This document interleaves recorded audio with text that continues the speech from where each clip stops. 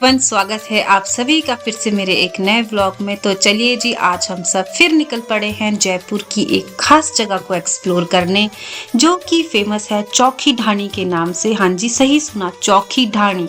चौखी ढाणी का मतलब होता है अच्छा गांव। तो चलिए जी, पहुंच चुके हैं चौखी ढाणी रिजॉर्ट में, जो कि जयपुर से 15 से 20 किलोमीटर की दूरी पर है। और यहाँ आते ही ना एक सच में गांव वाली वाइब आना शुरू हो गई, क्योंकि ये इस तरह से सजा हुआ था। तो चलिए जी, धीरे धीरे अंदर की तरफ बढ़ते हैं।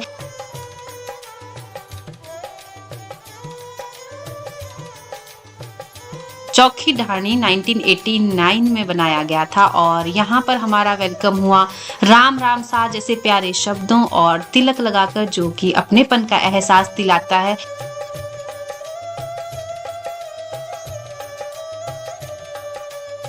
और अंदर आकर हमें पता लगा कि ज्यादा अंदर जाने के लिए टिकट लेना पड़ता है। तो यहाँ पर टिकट का प्राइस था 1000 रुपए बड़े के लिए और 600 रुपए छोटे के लिए। तो टिकट लेते ही आपको पूरा एक्सेस मिल जाता है इस पूरी जगह को घूमने का।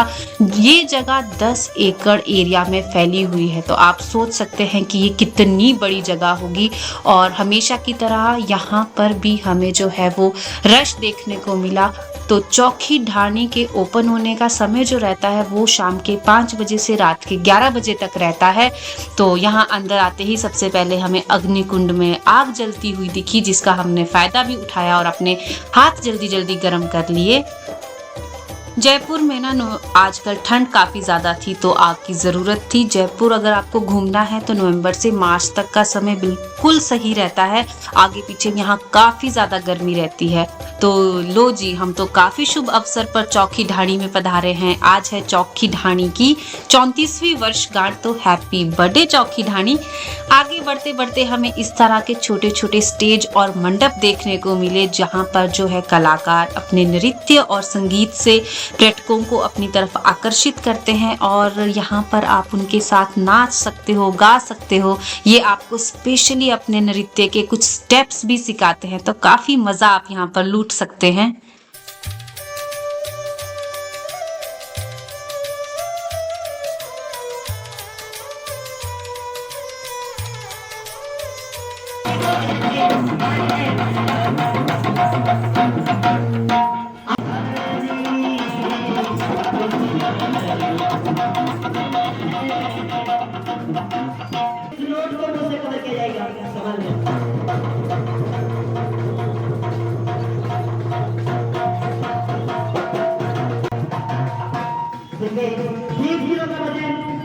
किस प्रकार से अपनी गजल का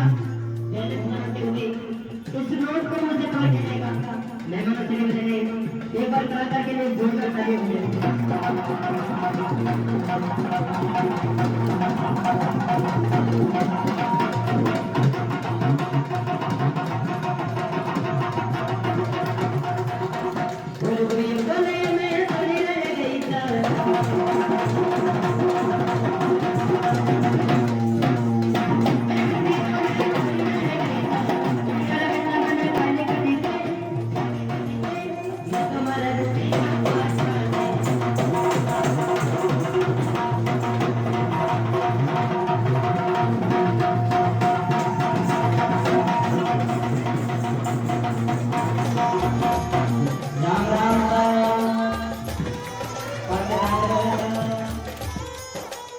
सुंदर सा डांस परफॉर्मेंस देखने के बाद हमें दिखाई दिया घोड़ा, ऊंट, बैल। तो हमें भी मन हुआ इनकी सवारी करने का। और आप देख सकते हैं कि नीचे जो है वो रेत और मिट्टी बिछाया गया है, तो ये भी गांव की वाइब दे रहा है प्रॉपर। तो ऊंट को देख के तो मुझे डर लगता है, इसलिए मैंने शूट करने का जिम्मा अपने सिर पर उठाया और इन सभी को ऊंट की सवारी करने के लिए भेजा। इन सभी की सवारी अगर आप करना चाहते हैं तो 20 रुपए प्रति पर्सन रहते हैं। तो आप जो है 20 रुपए का मूल्य चुकाकर इन सवारी का मजा ले सकते हैं। ये छोटी सी ही एक राइड देते हैं, लेकिन मजा काफी आता है, ये मुझे इन सब ने बताया। और इसके साथ साथ यहाँ पर थी नाव की सवारी। और आप ये नदी देखिए, गांव के बीचों बीच बनी हुई है, जो कि प्राकृतिक तो बिल्कुल नहीं है, ये भी गांव की तरह मतलब लोगों ने ही बनाई है। तो इसमें भी आप 20 रुपए देकर जो है छोटी सी एक बोट राइड ले सकते हैं। और ये सब सवारियां करके अगर आप थकान महसूस करें तो यहाँ पर आप चंपी और मसाज का मजा भी ले सकते हैं, वो भी सिर्फ 20 रुपए में। तो 20 20-20 रुपए में आप काफ़ी कुछ आनंद ले सकते हैं। तो अब हमें ये सब कुछ देखने के बाद भूख लगी तो हम चले खाने की तरफ, क्योंकि टिकट तो हमने ऑलरेडी लिया हुआ था। तो बस हम लोग खाने के कक्ष की तरफ बढ़े।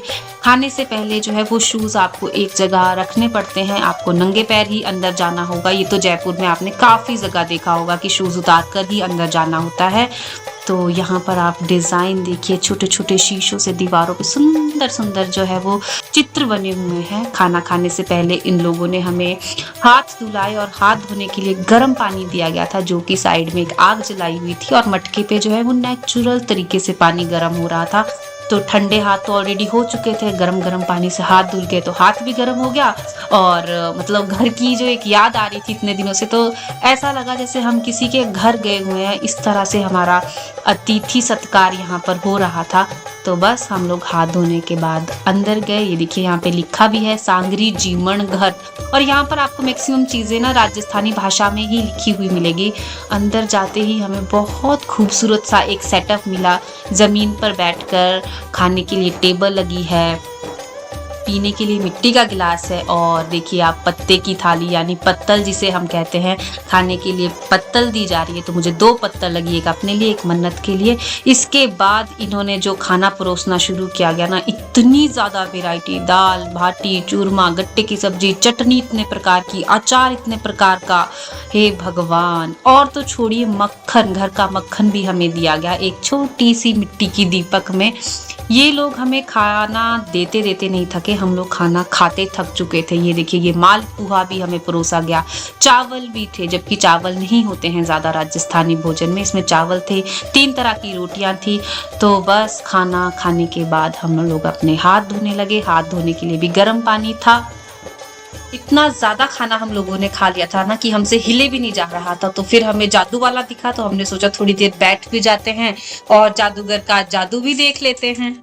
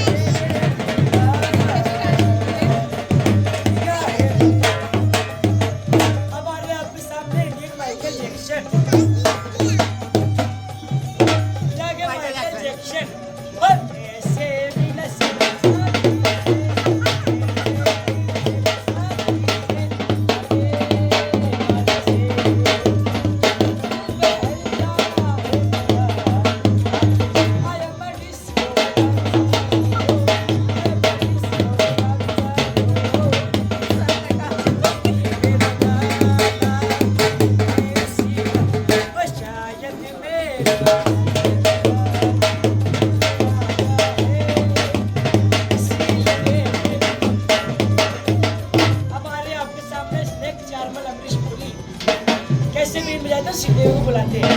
ओए मैं तेरी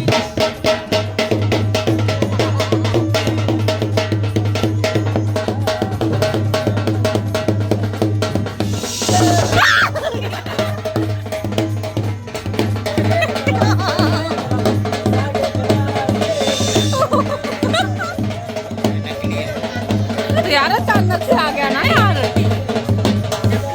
ओहो यार अच्छा। और अंधेरा होने की वजह से हम लोग इस जगह का 50-60% पार्ट ही घूम पाए।